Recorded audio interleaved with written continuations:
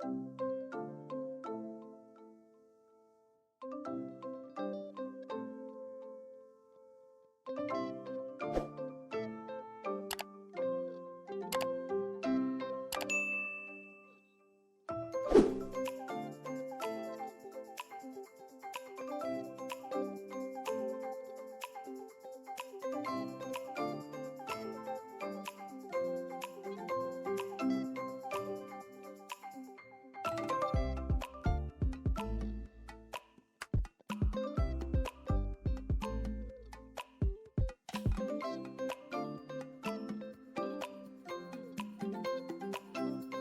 नमस्कार मित्रांनो, मी तुमचा मित्र विवेक आज आपलं स्वागत करतोय आपल्या नवीन अशा भन्नाट व्हिडिओमध्ये। तर आज आपण जातोय किल्ले कोरीगड, जे लोणावळ्यापासून साधारण 20 किलोमीटर अंतरावरती आहे। तर चला आपण आजच्या प्रवासाला सुरुवात करूया।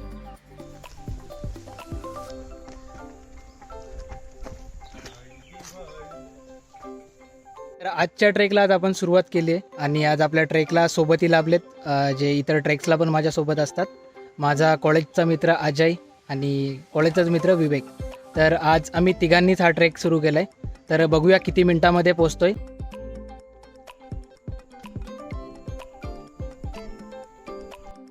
ट्रेकिंगला सुरुवात करून आम्ही साधारण 10 ते 15 मिनिटे झालेत आणि त्यानंतर आम्ही येऊन पोहोचलोय। इथे एक बोर्ड आहे, इथे याच्यावरती कोराईगड किल्ला।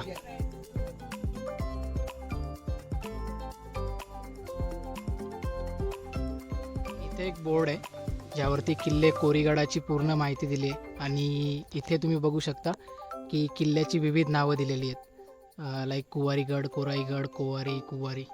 आम्हाला यातील फक्त 2च नावं माहीत होती, एक कोरीगड आणि कोराईगड। आणि सह्याद्री प्रतिष्ठानने हा बोर्ड लावलेला आहे आणि या बोर्डवरती पूर्ण म्हणजे साधारण किल्ल्याच्या निर्मितीपासून ते इंग्रजांच्यापर्यंत पूर्ण सत्ता संघर्षाची माहिती दिलेली आहे, तर तुम्ही ती वाचू शकता।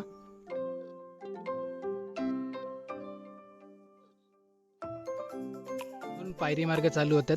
जेव्हा तुम्ही पेठ शिवापूर मार्गे येता त्यानंतर तुम्हाला हा पायरी मार्ग लागतो आणि ह्या पायऱ्यांच्यावरती जर तुम्ही पावसाळी व्हिजिट करत असाल तर पावसाळी धबधब्याचं पाणी वाहताना जे दृश्य बघायला मिळतं ते एक नंबर असतं। आणि तेच एक या कोरीगडाचं एक वैशिष्ट्य आहे, आकर्षणाचा केंद्रबिंदू आहे। इथे थोडं पुढे आल्यानंतर आपल्याला अजून एक बोर्ड दिसतोय जे कोरीगडाचे सेवेकरी यांनी लावलेलं आहे आणि त्यामध्ये जेव्हा तुम्ही गडावरती फिरता तेव्हा काही नियमांचं पालन करायला पाहिजे, ते नियम कोरीगडाचे सेवेकरी यांनी लावलेले आहेत। कुठल्याही प्रकारचा कचरा करू नये, दारू सिगारेट पिताना आढळल्यास तुडवण्यात येईल।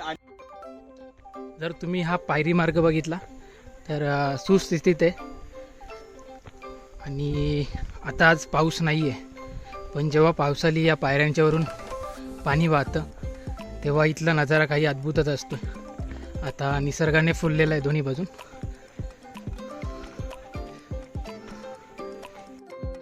पायरी मार्ग पूर्ण झाल्यानंतर आपण इथे पुढे येऊन पोहोचतोय, जिथे आपल्याला एक कोरलेली गुहा दिसते।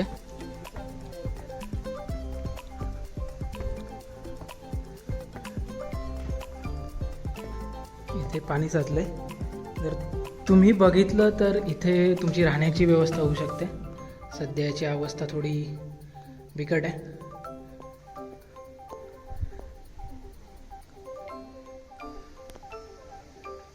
गुहेच्या बाहेर निघालो की इथे आपल्याला अजून एक गुहा बघायला मिळते, ज्यामध्ये आपल्या गणपती बाप्पाचं मंदिर आहे।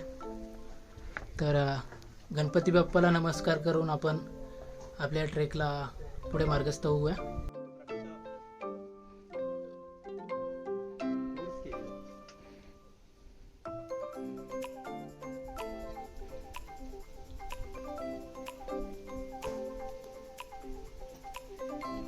इकडून एक छोटा मार्ग जातोय।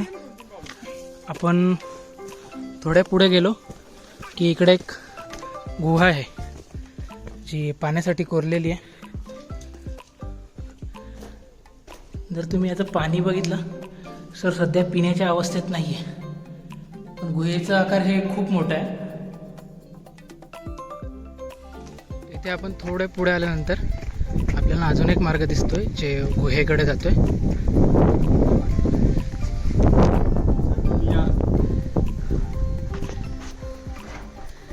ही गुहा तशी बघायला गेली तर छोटी आहे, छोटेखानी गुहा आहे. इथे आपल्या अंदाजे सैनिकांसाठी बसण्याची व्यवस्था असेल आणि इथं पाण्याचं एक छोटंसं गुंड आहे. पण ते पाणी किती क्रिस्टल क्लिअर आहे तुम्ही बघू शकता.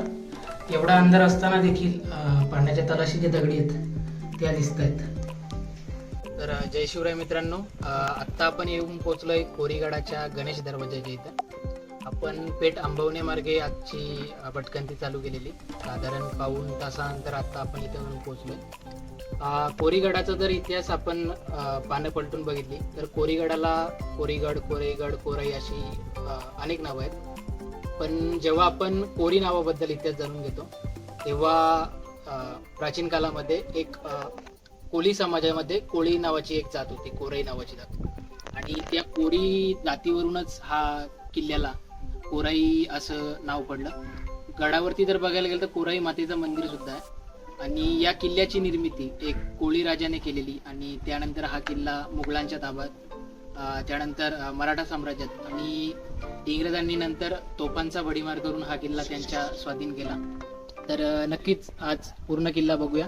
आणि किल्ल्यावरती तसं बघायला गेलं तर भवानीचं मंदिर आहे, विष्णूचं मंदिर आहे, आपल्याला महादेवाचं मंदिर बघायला मिळतं, त्यानंतर कोराई मातेचं मंदिर आहे आणि तले आहेत. तर असे अनेक इतिहासाचे अवशेष आहेत जे आज आपण जाणून घेऊया. तर चला सुरुवात करूया. जय शिवराय.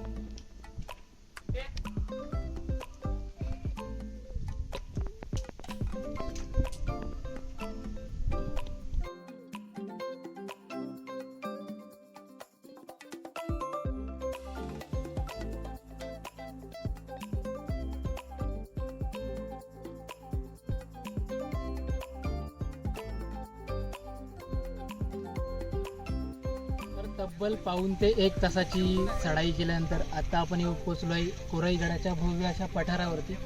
जर तुम्ही हा किल्ला बघितला तर भव्य असं एक पठार आहे, म्हणजे यावरती काही अशी टेकडी वगैरे नाही आहे. या किल्ल्यावरती जर आपल्याला पाहावयाचं झालं तर कोराई मातेचं मंदिर आहे, त्यानंतर महादेवाचं मंदिर आहे आणि याच किल्ल्यावरती 2 भव्य असे तलाव आहेत. आणि किल्ल्याची खासियत बघायला गेली तर तुम्ही किल्ल्याच्या चारी बाजूला जर बघितलं तर 2.5 किलोमीटरची अशी भव्य अशी किल्ल्याला तटबंदी आहे जी आजही सुस्थितीत आहे. बघायला गेलं तर प्रत्येक बुरुजांनी बुरुज चांगल्या प्रकारे सांभाळला गेलेला आहे. किल्ल्यावरती आपल्याला काही तोफांचे अवशेष देखील बघायला मिळतात. आणि हा किल्ला जेव्हा इंग्रजांनी जिंकला तेव्हा हा किल्ला त्यांना जिंकावेळेस थोडं कठीण होतं. पण इंग्रजांचं एक नशीब बलत्वर म्हणून त्यांचा एक तोफेचा गोला जी ह्या किल्ल्याची तोफखाना होता, म्हणजे जिथे दारुगोला साठवला होता त्या दारुगोल्यावरती हा तोफ येऊन पडला. आणि त्यानंतर ह्या किल्ल्यावरती भव्य अशी मोठी आग लागली ज्यामध्ये जीवितहानी वित्तहानी झाली. त्यानंतर हा किल्ला इंग्रजांनी जिंकला. त्यामुळे या किल्ल्याला फार असं मोठं महत्त्व आहे. जेव्हा आपण किल्ल्यावरती येऊन पोचतोय, माहितीपट जेव्हा वाचतो, त्यानंतर आपण थोडं पुढं आल्यानंतर आपल्याला महादेव शंकराचं मंदिर आहे. इथे 4 तोफा देखील ठेवलेल्या आहेत, ज्या तोफा तुम्ही बघू शकता. हे शंकर महादेवाचं मंदिर आहे.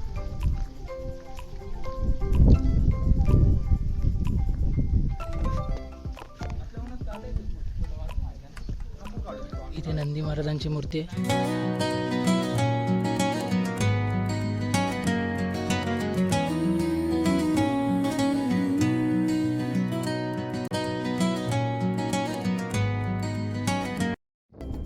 महादेव मंदिराचं जे प्रांगण आहे त्यामध्ये आपण 4 तोफा बघतोय आणि इथे एक जिवंत तोफगोला देखील आहे.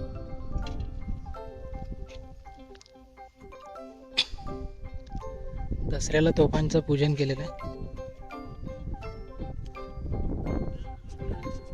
ही तोफ मध्ये तुटलेली आहे, अत्यंत जीर्ण अवस्था आहे.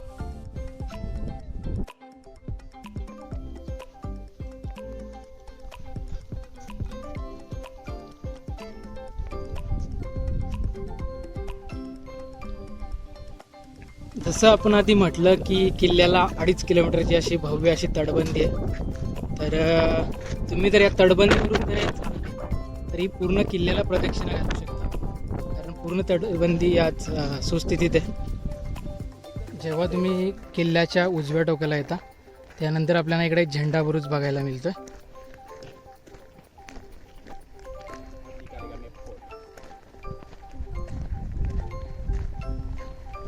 झेंडा बुरुज.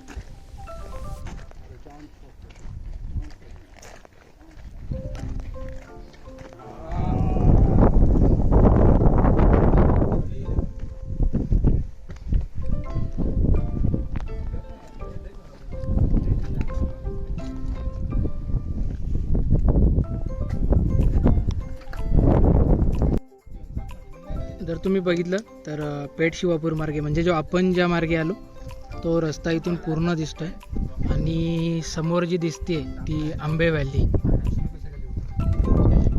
अद्भुत असा नजारा आहे. आणि जर आंबे व्हॅलीच्या मागच्या बाजूला जर आपण बघितलं तर लोहगड विसापूर ही एरिया याचमध्ये पडते.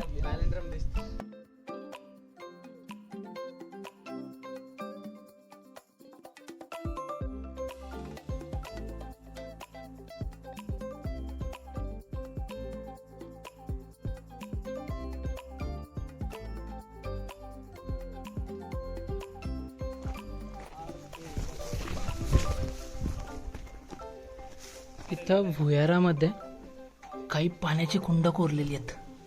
तुम्ही बघू शकता भुयार आहे पूर्ण. हे माझ्या मते दारुगोला वगैरे साठवण्यासाठी असेल. आणि इथे बाप्पाची मूर्ती आहे. तुम्ही बघू शकता बोगद्याच्या भुयाराच्या आतमध्ये भुयार आहे. इथे अजून एक गुहा आहे.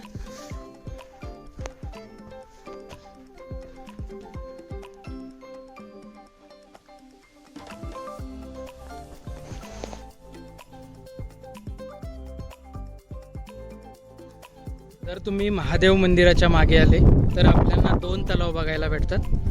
त्या दोन्ही तलावामधील पाणी जर आपण बघितलं तर अगदी पिण्यायोग्य आहे. पण जेव्हा आपण इथे येतो तेव्हा काळजी घ्या की अशा पाण्याचं आपल्याकडून कोणत्याही प्रकारचं प्रदूषण होणार नाही.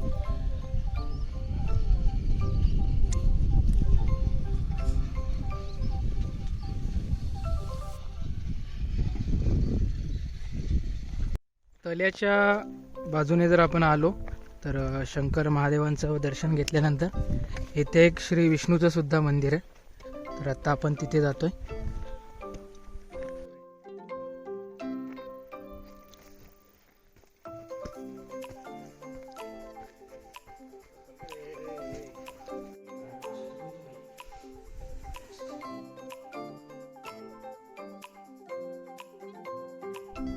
जेव्हा आपण कोराई मातेच्या मंदिराकडे जातोय तेव्हा आपल्याला दुथर्प जर बघितलं तर वाड्यांचे अवशेष बघायला भेटतात. या बाजूच्या वाड्यांची अवस्था खूप जीर्ण आहे म्हणजे पडझड झालेली आहे खूप. इकडे एक वाडा सुस्थितीत दिसतोय तर आपण तिकडे जाण्याचा प्रयत्न करू. हे वाडे पूर्णतः पडलेले आहेत.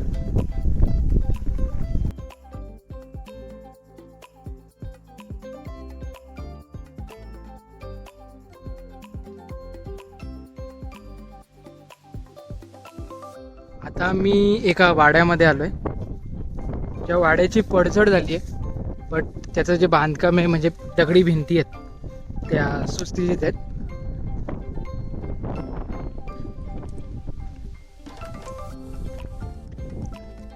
अजून पण बांधकाम जसे तसे आहे बघा. वरंडा असू शकतो.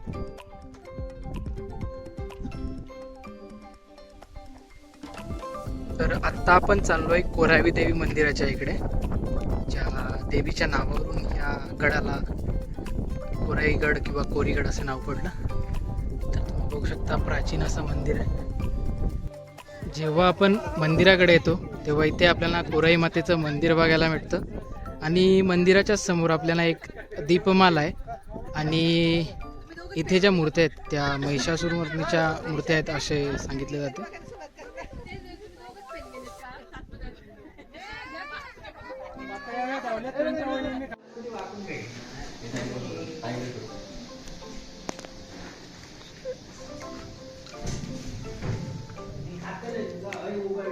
आई कोराई देवीचं हे मंदिर आहे.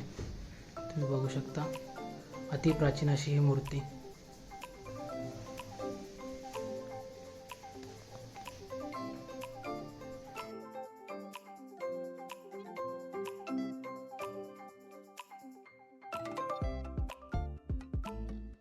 आपण कोराई मातेच्या मंदिराच्या मागच्या बाजूने आल्यानंतर इथे आपल्याला एक भली मोठी अशी लक्ष्मी तोफ बघायला मिळते, जी या किल्ल्यावरचं एक आकर्षण केंद्रबिंदू आहे. तुम्ही बघू शकता ही तोफ किती मोठी आहे आणि आजही सुस्थितीत आहे. बघायला गेलं तर तोफेवरती गंजसुद्धा नाही आहे.